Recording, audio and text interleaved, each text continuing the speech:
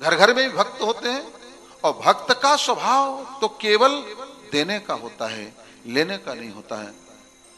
जिससे हम प्रेम करते हैं तो उससे कुछ चाहिए नहीं, केवल यहां तक कि स्वर्ग नरक की चाह नहीं रहती भैया, स्वर्ग नरक की चाह नहीं रहती है ना। भगवान को पेट में पीड़ा हुई, यही परीक्षा दिलाने के लिए भगवान ने गोपियों के साथ में तुलना कर दिया था अपने रानियों और पटरानियों का।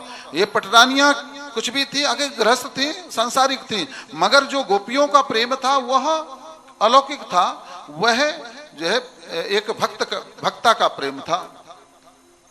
तो नारद जी के माध्यम से यही भगवान ने समाज को दिखाया कि देखो, भले हमारी ये रानियां पटरानियां हैं, मगर इनको भी तो अपने सुख जो है स्वर्ग नरक की चाह है।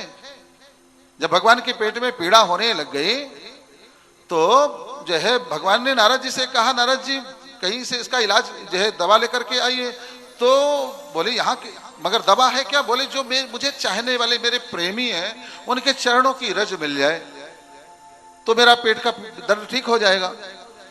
तो बोले यहाँ कमी किस बात की है महाराज, आपका इतना बड़ा कुटुंब है, 16,108 रानियां हैं, अब भी गए, अब भी लेकर के आए। भगवान ने जाकर के उन रानियों से जाकर के कहा कि बोले भगवान के पेट में पीड़ा है, उसका इलाज केवल आपके चरणों की धूल है, जल्दी दीजिए ताकि उनके पेट की पीड़ा ठीक हो जाए। एक दूसरे का मुंह देखने लग गई थी, अरे वाह, हम अपने पति को अपने चरणों की धूल अगर पिलाएंगे तो नरक में भी जगह नहीं मिलेगी। जब कोई किसी ने नहीं दिया तो फिर बोले, भगवान ने कहा जाइए ब्रज जाइए, नारद जी ब्रज जाइए, ब्रज में ही वो मिलेंगे।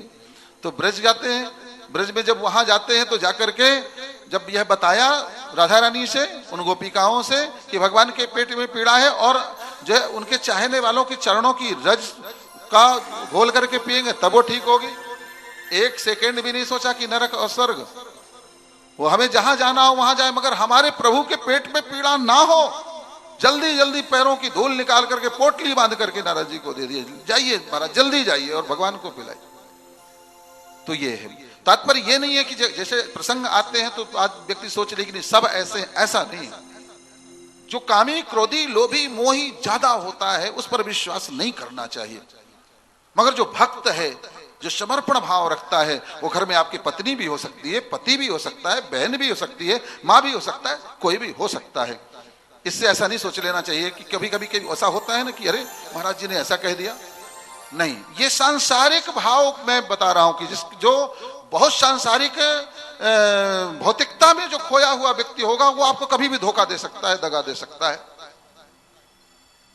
उसका स्वार्थ से ही आपके साथ में रिश्ता है, स्वार्थ पूरा नहीं होगा तो आपका दुश्मन बन जाएगा, मगर भक्त ऐसा नहीं होता है।